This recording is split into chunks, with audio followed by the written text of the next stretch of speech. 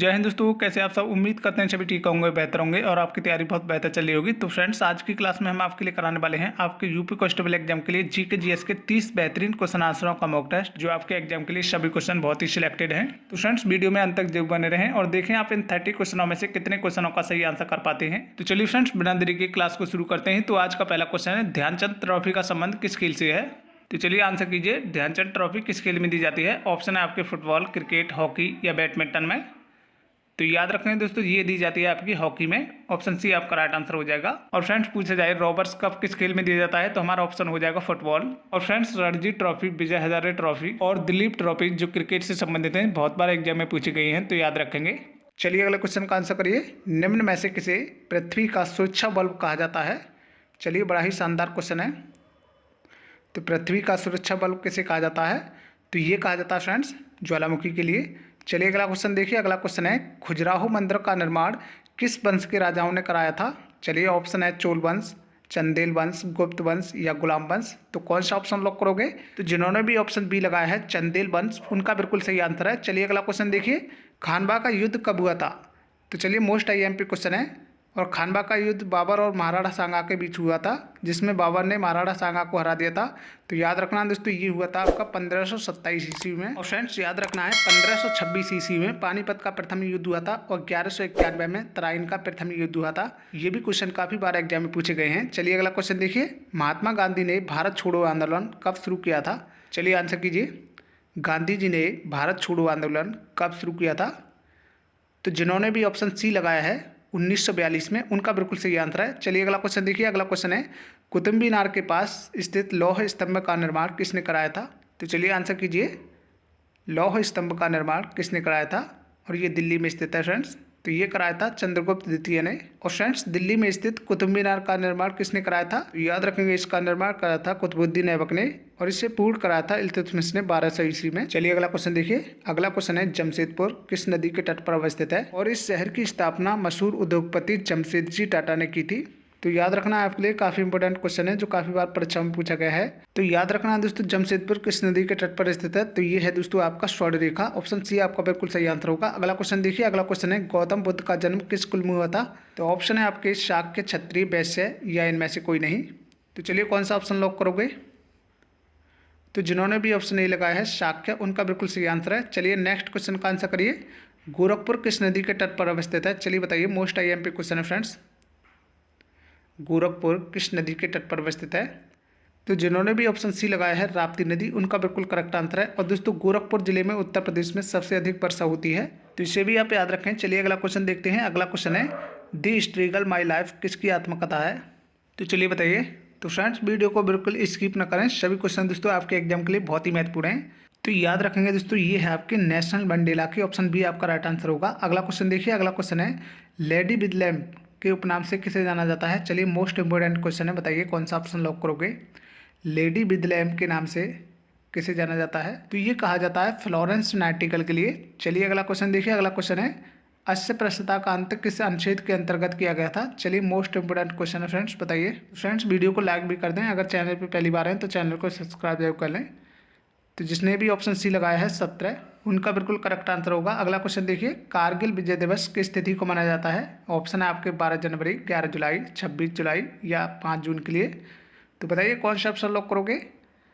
तो याद रखना दोस्तों, कारगिल विजय दिवस मनाया जाता है 26 जुलाई के लिए। और दोस्तों याद रखेंगे, 12 जनवरी के लिए विश्व युवा दिवस के रूप में मनाते हैं और 11 जुलाई के लिए विश्व जनसंख्या दिवस के रूप में मनाते हैं और 5 जून के लिए मनाते हैं दोस्तों विश्व पर्यावरण दिवस के रूप में। तो याद रखेंगे। चलिए अगला क्वेश्चन देखिए, निम्न में से रक्त का शुद्धिकरण कौन करता है। चलिए बताइए। ऑप्शन है आपके आमाशय, किडनी, हृदय या लीवर। तो बताइए कौन सा ऑप्शन लॉक करोगे। रक्त का शुद्धिकरण किसमें होता है। तो ये होता है दोस्तों किडनी में। ऑप्शन बी आपका राइट आंसर होगा। अगला क्वेश्चन देखिए, निम्न में से किसे आधुनिक युग की मीरा कहा जाता है। चलिए, मोस्ट इंपोर्टेंट क्वेश्चन है, बताइए।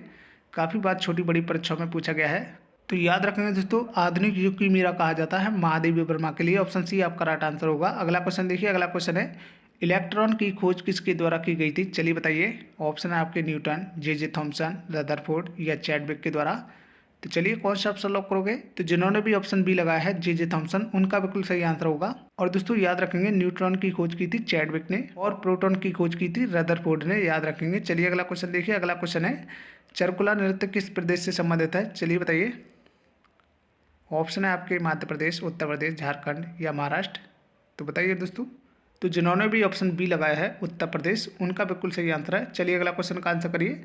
भूकंप की तीव्रता किस उपकरण के द्वारा मापी जाती है? चलिए बताइए दोस्तों। मोस्ट आईएमपी क्वेश्चन है फ्रेंड्स।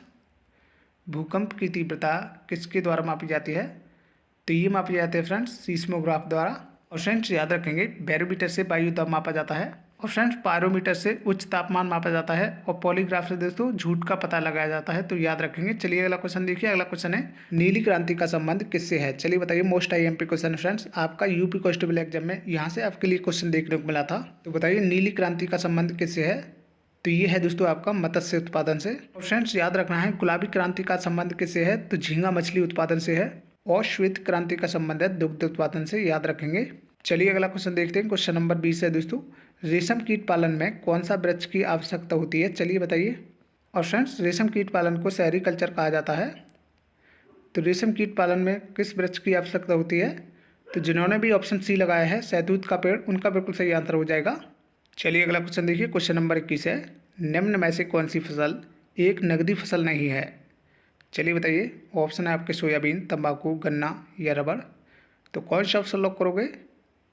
तो जिन्होंने भी ऑप्शन ए लगाया है सोयाबीन, उनका बिल्कुल सही आंसर हो जाएगा। चलिए अगला क्वेश्चन देखिए। अगला क्वेश्चन है विश्व मौसम विज्ञान दिवस कब मनाया जाता है? चलिए बताइए। ऑप्शन है आपके 20 मार्च, 22 मार्च, 23 मार्च या 9 अप्रैल के लिए। तो जिन्होंने भी ऑप्शन सी लॉक किया है 23 मार्च, उनका बिल्कुल सही आंसर होगा। चलिए अगला क्वेश्चन देखिए। अगला क्वेश्चन है मानव शरीर में सबसे बड़ी हड्डी कौन सी होती है? चलिए मोस्ट आईएमपी क्वेश्चन है फ्रेंड्स।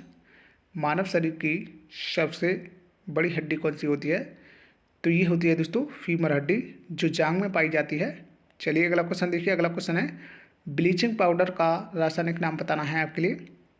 चलिए ब्लीचिंग पाउडर का रासायनिक नाम क्या होगा? तो जिन्होंने भी ऑप्शन ए लगाया है कैल्शियम हाइपोक्लोराइट, उनका बिल्कुल सही आंसर होगा। चलिए अगला क्वेश्चन देखिए। सत्य के साथ मेरे प्रयोग किसकी आत्मकथा है? चलिए मोस्ट आईएमपी क्वेश्चन है फ्रेंड्स। सत्य के साथ मेरे प्रयोग किसकी आत्मकथा है? तो याद रखना है दोस्तों ये है आपकी एम.के. गांधी की। चलिए अगला क्वेश्चन देखिए। अगला क्वेश्चन है निम्नलिखित में से सबसे अधिक लोहा पाया जाता है? तो सबसे अधिक लोहा किस में पाया जाता है? चलिए बताइए। तो जिन्होंने भी ऑप्शन ए लगाया है हरी सब्जियां, उनका बिल्कुल सही आंसर हो जाएगा। चलिए अगला क्वेश्चन देखिए। रक्तचाप किस यंत्र के द्वारा मापा जाता है? चलिए बताइए। ऑप्शन है आपके सीस्मोग्राफ, स्पेक्ट्रोमैनोमीटर, पायरोमीटर या वोल्टमीटर। तो याद रखेंगे दोस्तों ये मापा जाता है स्पेक्ट्रोमैनोमीटर के द्वारा। ऑप्शन बी आपका राइट आंसर होगा। अगला क्वेश्चन देखिए। मानव शरीर में जल की मात्रा कितनी पाई जाती है? चलिए बताइए। मानव शरीर में जल की मात्रा कितनी पाई जाती है? तो याद रखें दोस्तों ये पाई जाती है 65 से 80%। ऑप्शन सी आपका राइट आंसर होगा। अगला क्वेश्चन देखिए। अगला क्वेश्चन है शिमलीपाल राष्ट्रीय उद्यान किस जानवर के लिए प्रसिद्ध है? चलिए मोस्ट आईएमपी क्वेश्चन है फ्रेंड्स।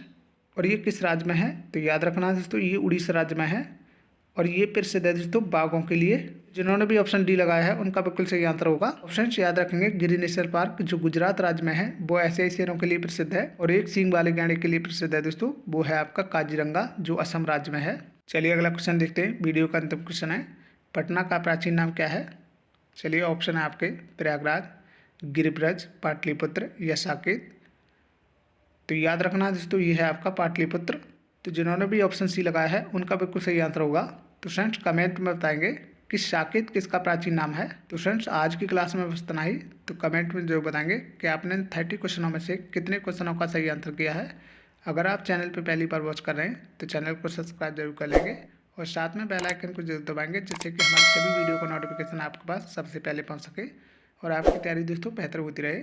तो फ्रेंड्स वीडियो को एक लाइक और दोस्तों में शेयर जरूर करें। तो फ्रेंड्स मिलते हैं अगली वीडियो में। जब तक के लिए जय हिंद, जय भारत।